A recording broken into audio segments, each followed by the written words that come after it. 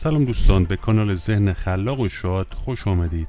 در این ویدیو میخواییم با همدیگه بررسی بکنیم که چرا درد شانه هنگام شب ظاهر میشه و همینطور چه چیزی باعث به وجود آمدن این درد میشه و آیا کاری میتوانید در مورد آن انجام دهید. چندین علت احتمال درد شانه شما را ایجاد میکنه که ممکنه هنگام خواب بروز بکنه. در این ویدیو ما هر یک از اونها رو با جزئیات بیشتر و همچنین انجام کارهایی برای داشتن یک خواب آرام در شب برای شما توضیح خواهیم داد.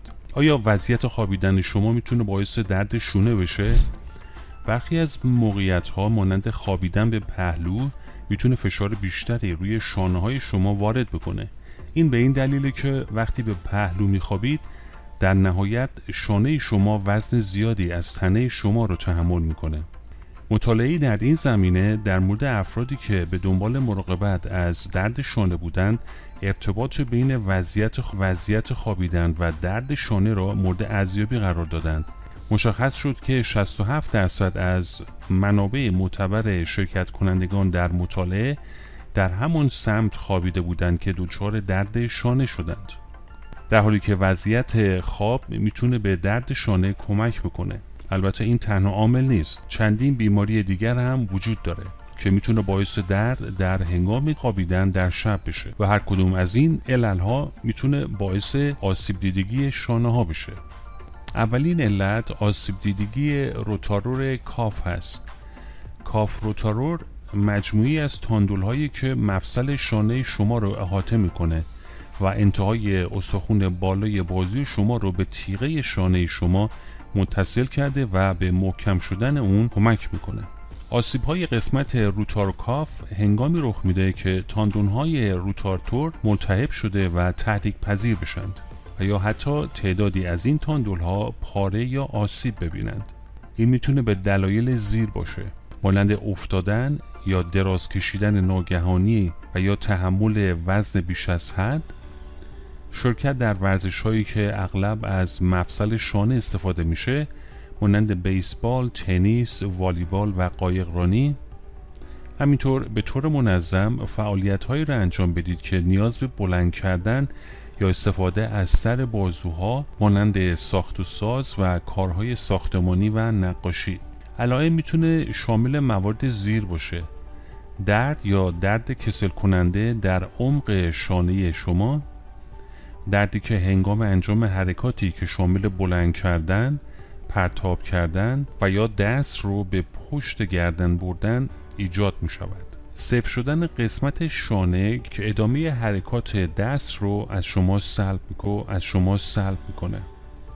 همینطور اگر روی شانه آسیب دیده بغلطید و یا بخوابید درد بیشتر خواهد شد. درمان اولیه ممکنه فقط شامل استراحت و بستن شانه آسیب دیده باشه.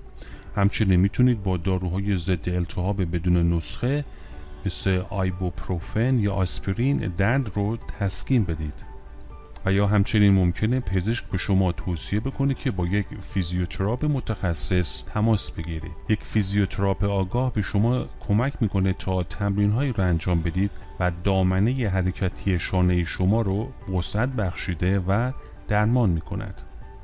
همچنین به احتمال زیاد مجبور خواهید بود در خانه تمرینات منظمی انجام بدید تا درد شما کاهش یافته و دامنه حرکتی دست شما بهبود بیابه.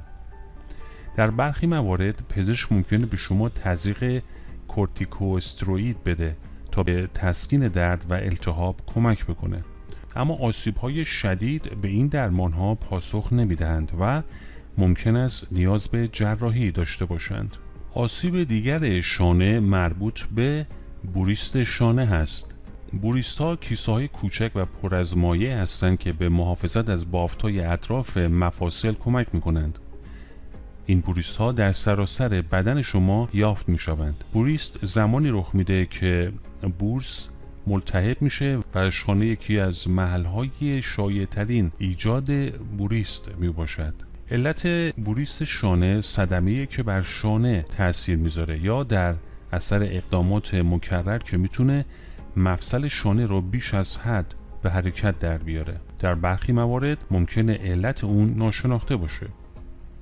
اما علائم بوریس شانه میتونه شامل موارد زیر باشه: درد یا حساسیت موضعی دردی که با حرکات شانه آسیب دیده بدتر میشه، درد هنگام اعمال فشار روی ناحیه یا زمانی که دراز میکشید، سفتی در شانه آسیب دیده و مشاهده تورم و قرمزی.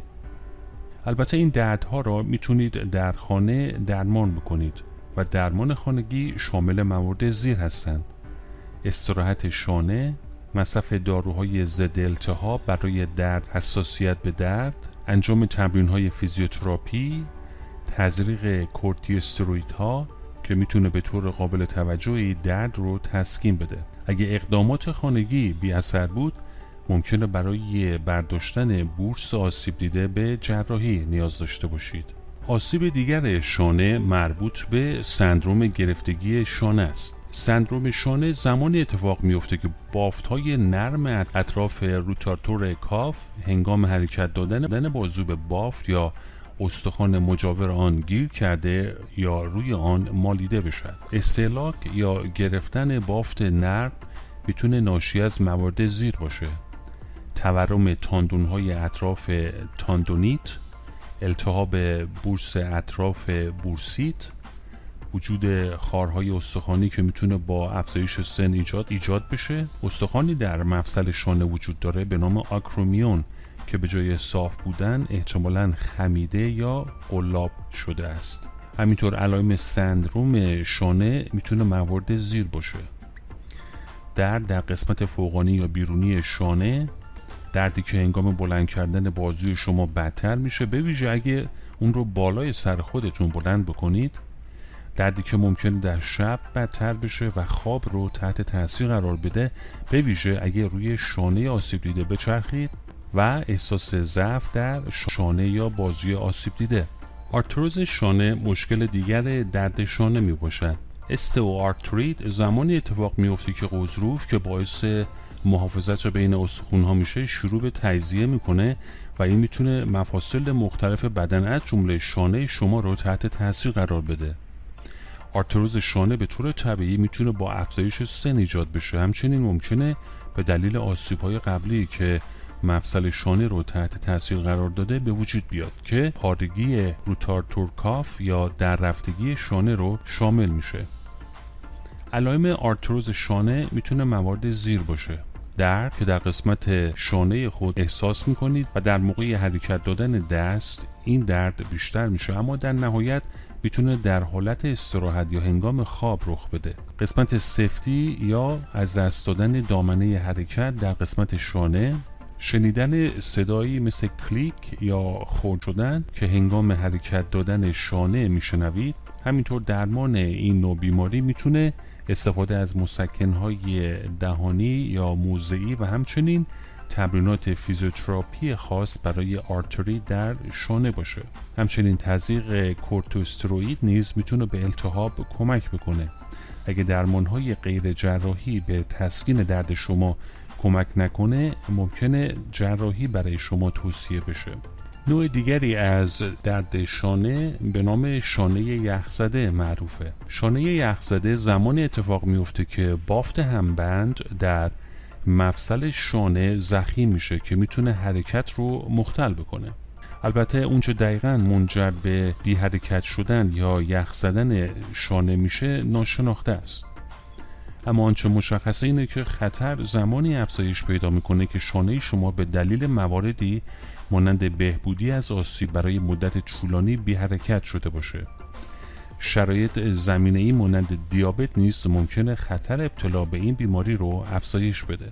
علائم گرفتگی شانه یا یخزدگی شانه در 3 مرحله بروز میکنه. گرفتگی با درد همراهه که حرکت و دامنه حرکت دست در قسمت شانه رو کمتر میکنه. ممکنه درد در قسمت شانه شما کاهش پیدا بکنه، اما شانه شما سفت شده و حرکت دادن دست برای شما دشوار خواهد بود. وقتی دچار این نوع درد میشید، یعنی گرفتگی شانه و یا یخزدگی شانه، ممکنه در عصرها و یا موقع غروب بدتر بشه و این میتونه خواب شما رو مختل بکنه. درمان گرفتگی شانه بر افزایش دامنه حرکتی متمرکزه و این کار رو میتونید با حرکت دادن و انجام حرکت‌های فیزیوتراپی بهبود ببخشید.